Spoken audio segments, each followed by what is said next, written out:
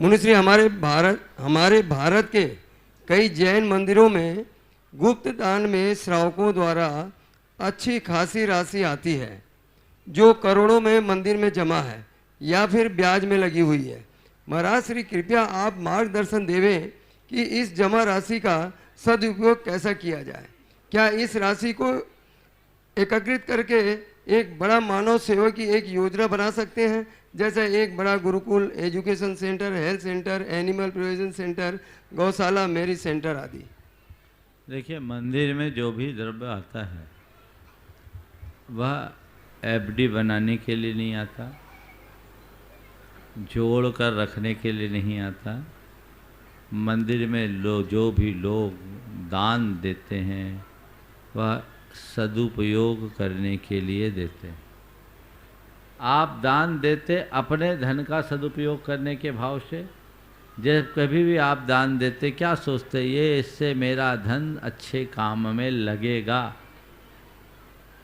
अब आपने तो दे दिया अच्छे काम में लगाने के भावना से, और सामने वाले ने उसको रख कर के बैठ गए कुंडली मार के, तो इसमें वो पदाधिकारी पाप के भागी होंगे, क्योंकि वे दान दाता के भावना के अनुकूल कार्य नहीं कर पा रहे हैं। अगर ध्रुव फंड के लिए कोई राशि एकत्रित करनी है तो आप जनता से बोल करके लीजिए कि हम ध्रुव फंड में आपसे पैसा ले रहे हैं, ताकि भविष्य के रख रखाव की व्यवस्था बने। वो हमारा कॉर्पस मनी है, एक जगह जमा रहेगा। पर लोग रूटीन के लिए पैसा दे रहे हैं, तो जिस भी मंदिर या संस्था से आप संबद्ध हैं उसके लिए जो आवश्यक है वो लगाइए। बच जाए तो उस पैसे का सदुपयोग कीजिए, उस मंदिर में लगा दीजिए जहाँ पूजा अर्चा करने की व्यवस्था नहीं, जहाँ जीर्णोद्धार की जरूरत है। दीन दुखी प्राणियों के कल्याण के लिए लगा दीजिए, जीव दया के कार्य के लिए लगा दीजिए, लेकिन पैसे को रोक कर मत रखिए।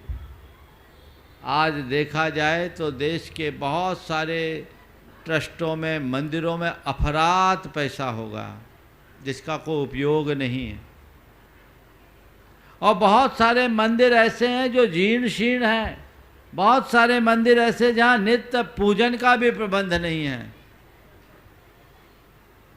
अगर ऐसे ट्रस्टों के लोग उदारता का परिचय देते हुए आगे आए और अपने ट्रस्ट के ही सहयोग से ऐसे संस्थाओं को संचालित करने में गति दे तो अति उत्तम होगा।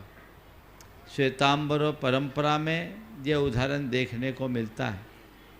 सन 2003 में हम कानपुर में थे, उसके बाद वहाँ गए। कंपिल जी, विमलनाथ भगवान की जन्मस्थली वहाँ पंचकला रख था। वहाँ एक बाठिया जी थे, हजारीमल जी बाठिया, कानपुर के। वो मुझसे आग्रह करके ले गए कि महाराज जी, आज हमारे यहाँ एक कीर्ति स्तंभ का शिलान्यास है, आप चले। महावीर भगवान के नाम से कीर्ति स्तंभ बनना था, और शिलान्यास समारोह में मैं गया।